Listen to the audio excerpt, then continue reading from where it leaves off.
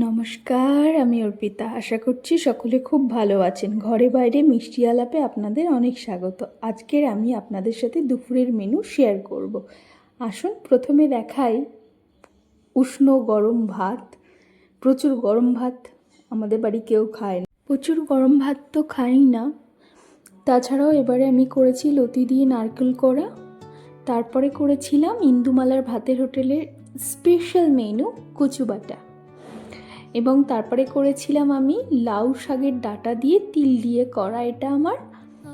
এটা আমি শিখেছি আমার ইলা পিসিমার থেকে, মানে আমার হাজব্যান্ডের পিসি, সেখান থেকেই শেখা। সেই মানুষ অনেক কিছু রান্না জানে, এবং এটা হচ্ছে তেল বেগুন বলে, সেটা করেছি।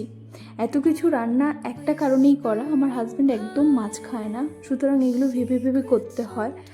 আর তাছাড়াও ও ডিম মাংস তো এগুলো দেওয়া সম্ভব নয়, তার জন্যই এত কিছু করা। এবারে করেছি চাল কুমড়ো দিয়ে ডাল, আরেকটা করেছিলাম বাঁধাকপি আলু দিয়ে একটা ঘন্ট মতন করেছিলাম। তাছাড়াও নিজের জন্য করেছিলাম একটু শোল মাছের রেসিপি, আগের দিন রাত্রে সেই 2 পিস তুলে রাখা, এবং তারপরে লোটে মাছ। বাবা আর আমি খাই, এটা মা খায় না, তো মার জন্য 2টো কাতলা মাছের পিস বের করে রেখেছি। মা মার মতন ওটা রান্না করবে বলেছে। তো আজকে দুপুরের মেনু এই পর্যন্তই।